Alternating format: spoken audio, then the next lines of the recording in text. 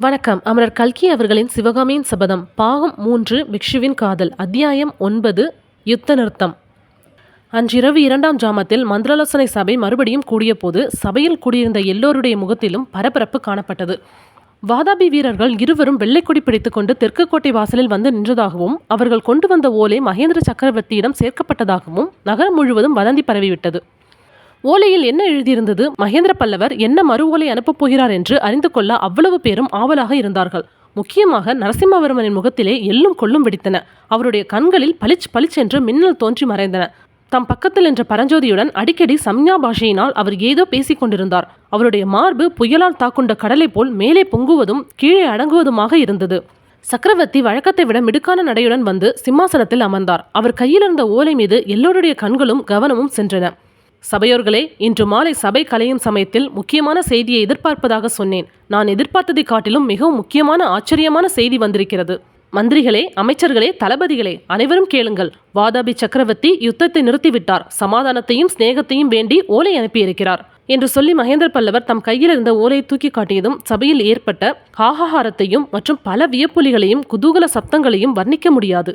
இவ்வளவுக்கிடையில் என்று ஆட்சேபிக்கும் சத்தம் ஒன்றும் கிளம்பியது. அது மாமல்லர் இந்த இடத்திலிருந்து வந்ததென்பதை சொல்ல வேண்டியதில்லை.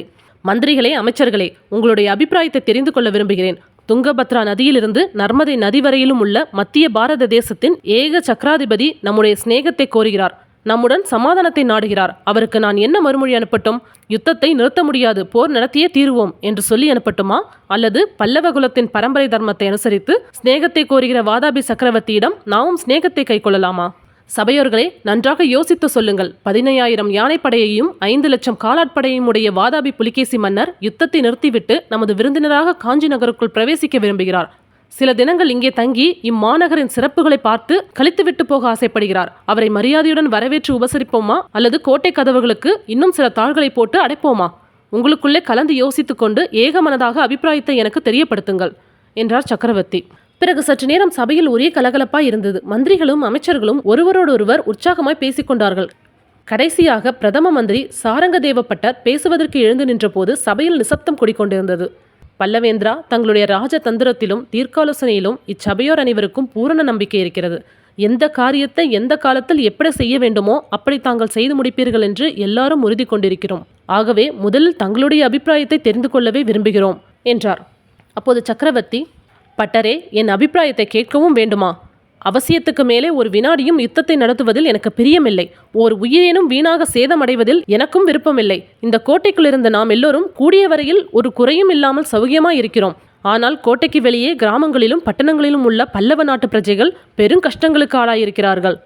தொண்டை மண்டலத்தில் இந்த கோடை காலத்தில் பயிர் தொழில் நடக்கவில்லை. இன்னும் சில மாத காலத்தில் பல்லவ நாட்டு பிரஜைகளை பெரும் பஞ்சம் பீடிக்கக்கூடும். இப்பேற்பட்ட நிலைமையில் அனாவசியமாக யுத்தத்தை வளர்த்துவதற்கு எனக்கு சம்மதமில்லை. மேலும் உத்ராபத ஹர்ஷவர்த்தன சக்கரவர்த்தியை போர்க்களத்தில் புறங்காட்ட செய்த வீராதி வீரனான புலிகேசி மன்னர் யுத்தத்தை தாமே நிறுத்திவிட்டு வலிய வந்து சமாதானத்தை கோரும்போது நாம் அதை எதற்காக நிராகரிக்க வேண்டும்? என்னுடைய அபிப்பிராயம் அவருடைய கோரிக்கையை ஒப்புக்கொண்டு சமாதானத்தை நிலைநாட்ட வேண்டும் என்பதுதான் என்றார். இவ்விதம் சக்கரவர்த்தி கூறி நிறுத்தியதும் சாரங்கதேவப்பட்டர், பல்லவேந்திரா, தாங்கள் இப்பொழுது கூறிய விஷயங்கள் எல்லாம் மந்திரி மண்டலத்தை சேர்ந்த அனைவருக்கும் உடன்பாடுதான். ஆனால் ஒரே ஒரு விஷயத்தை பற்றி எங்களில் சிலருக்கு ஒரு ஐயப்பாடு இருக்கிறது. வாதாபி சக்கரவர்த்தியை காஞ்சி நகருக்குள் விருந்தினராக வரவேற்பது பற்றி தாங்கள் சொன்னீர்கள். அது உசிதமான காரியமா என்றுதான் சந்தேகப்படுகிறோம்.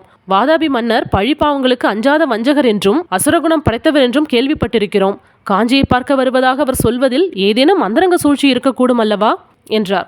மகேந்திர பல்லவர் புன்னகையுடன் கூறினார், சாரங்கதேவரே, முன்ஜாக்கிரதையுள்ள மந்திரிகள் சொல்ல வேண்டியதைத்தான் நீங்கள் சொன்னீர்கள்.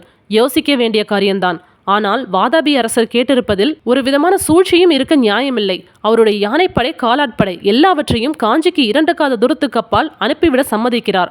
அவருடைய முக்கிய மந்திரி பிரதானிகள் 10-15 பேருடன் நிராயுதபாணியாக காஞ்சிக்குள் பிரவேசிக்க சித்தமாயிருக்கிறார். சபையோர்களே, நம்மிடம் இவ்வளவு பூர்ண நம்பிக்கை வைத்து செய்தி அனுப்பியுள்ளவரிடம் நாம் எவ்விதத்தில் சந்தேகம் கொள்வது? ஆகவே யுத்தமா சமாதானமா என்பதை பற்றி தான் உங்களுடைய அபிப்பிராயம் வேண்டும்.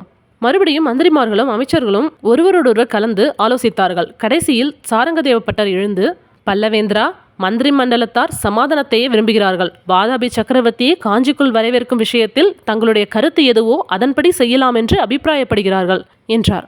ஹாய் ஃப்ரெண்ட்ஸ், உங்களுக்கு இந்த கதை பிடிச்சிருந்தா லைக் பண்ணுங்கள், ஷேர் பண்ணுங்கள், மறக்காமல் சப்ஸ்கிரைப் பண்ணுங்கள். தேங்க்யூ.